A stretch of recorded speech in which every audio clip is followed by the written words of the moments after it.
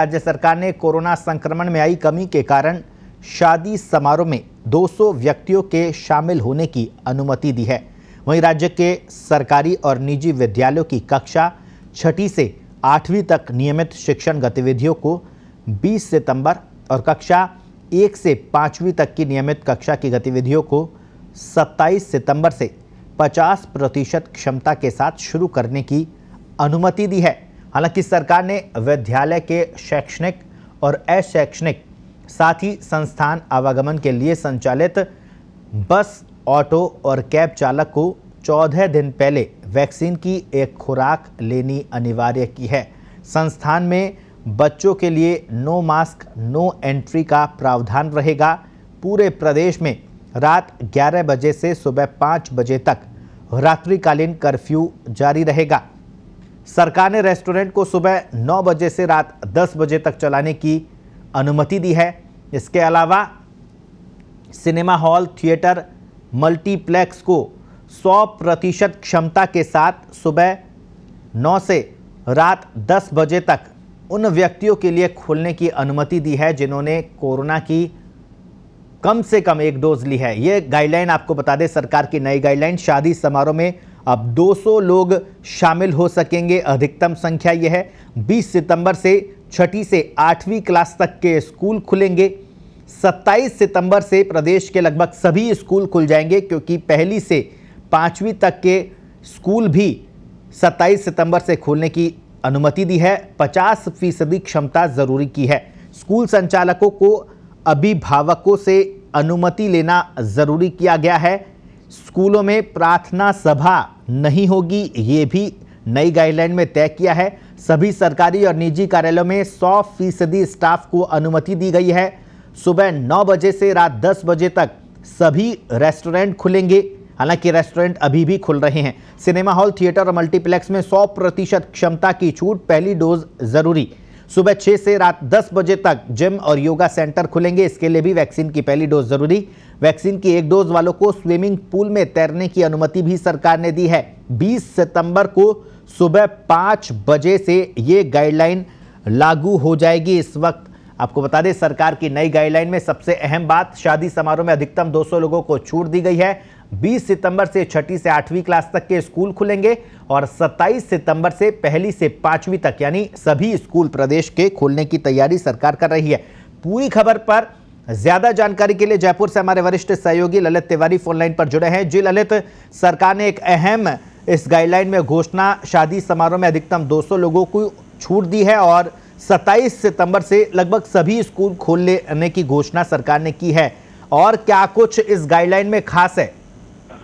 ये दरअसल मैं आपको बताना चाहूंगा कि जिस तरह से ये गाइडलाइन आई है उसका काफी बेसब्री से इंतजार किया जा रहा था। लोग इसकी काफी दिनों से प्रतीक्षा कर रहे थे, क्योंकि जिस तरह से शादी विवाह में जो 50 लोगों की अनुमति थी, तो उसके लिए ज्यादा से ज्यादा लोगों को खोलने की मांग की जा रही थी, जो सरकार ने मान ली है। अब शादी समारोह में 200 व्यक्तियों के सम्मिलित होने की जो अनुमति दी है, उससे माना जा रहा है कि जो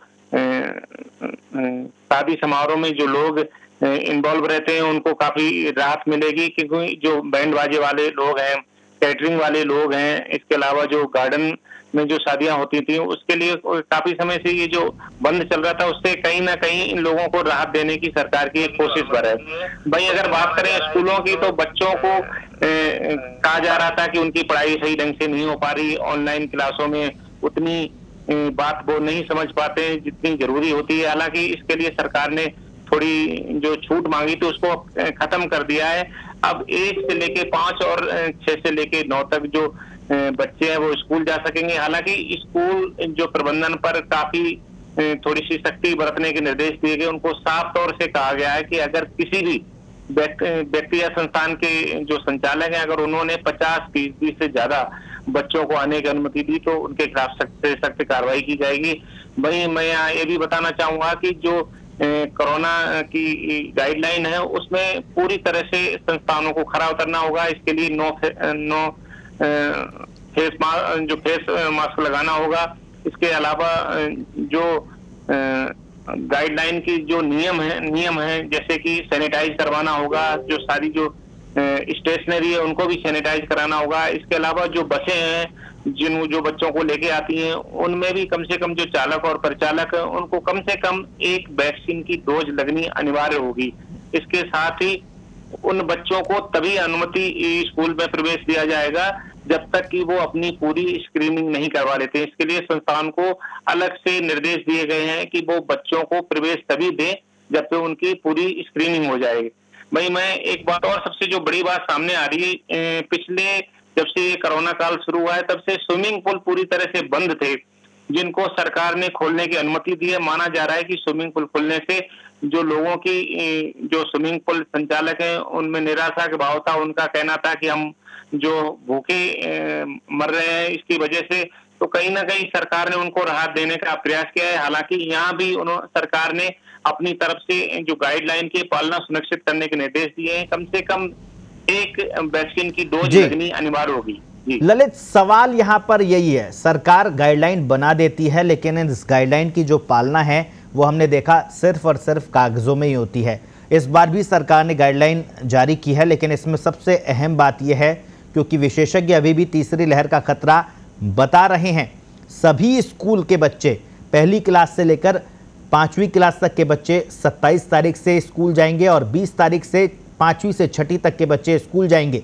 ये वो बच्चे हैं जिनका वैक्सीनेशन अभी नहीं हुआ है। ऐसे में क्या ये गाइडलाइन भी सिर्फ कागजी ही होगी? इसका कड़ाई से पालना हो, इसके लिए कुछ प्रयास, कोई बंदोबस्त सरकार ने किए हैं? जी बिल्कुल।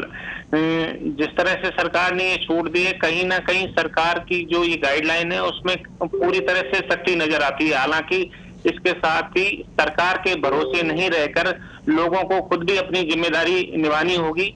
वहीं जो व्यक्ति मास्क नहीं लगा रहे हैं उनको पूरी तरह से मास्क लगाना होगा। इसके अलावा अभी जिस तरह से कोरोना में कमी आती जा रही है उसको देखते हुए लोग लापरवाह होते जा रहे हैं। उसको देखकर सरकार ने एक बार फिर अपनी मंशा जाहिर की। उसने साफ निर्देश दिए हैं कि जितनी भी उन्होंने गाइडलाइन में अनुमति दी है उसमें सभी में कम से कम वैक्सीन की एक डोज अनिवार्य रखी गई है। इसके अलावा जो संस्थान के संचालक हैं उन पर भी पूरा ध्यान देने की बात कही गई कि अगर किसी तरह की कोई ढिलाई होती है तो उसके खिलाफ सख्त कार्रवाई की जाएगी। वहीं जो रेस्टोरेंट खोलने की बात आई है तो रेस्टोरेंट को खोलने की अनुमति दी गई, लेकिन यहाँ भी जो रेस्टोरेंट के संचालक हैं उनको कम से कम जो उनके यहाँ काम कर रहे कर्मचारी हैं उनको वैक्सीन की एक डोज लगानी अनिवार्य होगी।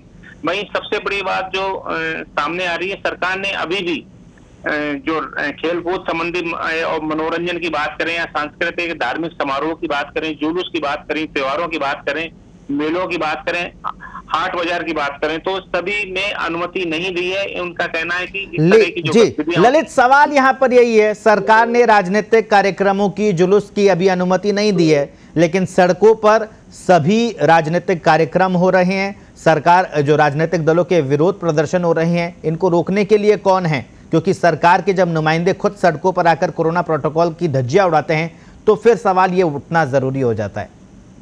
जी बिल्कुल। जिस तरह से कोरोना काल में सरकार ने जितनी जिम्मेदारी से काम किया है उसमें कहीं ना कहीं जो सरकार की मंशा है वो अच्छी नजर आ रही है। लेकिन इसके अलावा जो उनके विधायक हैं या मान लें कि जो विपक्षी लोग हैं वो कहीं ना कहीं कोरोना की उल्लंघन करते हुए साफ दिखाई देते हैं। कई जगह मैंने खुद जाकर देखा है जब कवरेज के दौरान कि जो नेताओं की अगर बात की जाए या किसी जो विपक्ष के लोग हैं वो भी उन्होंने भी ना तो मास्क लगा रखा, हालांकि बाद में उन्होंने इस तरह की माफी मांगी और अपनी जिम्मेदारी को देखते हुए उन्होंने चालान भी भरा। लेकिन बात फिर वही उठती है कि ऐसी जरूरत पड़ी क्यों? जी वही बात जो सरकार की जो मुख्यमंत्री अशोक गहलोत भी बार बार अपनी बात अपने उसमें भाषण में कह चुके हैं कि सभी को कोरोना गाइडलाइन की पालना करनी जरूरी होगी। अगर कोई मास्क नहीं लगाता है तो ये समझना होगा कि वो कितनी बड़ी गलती कर रहा है।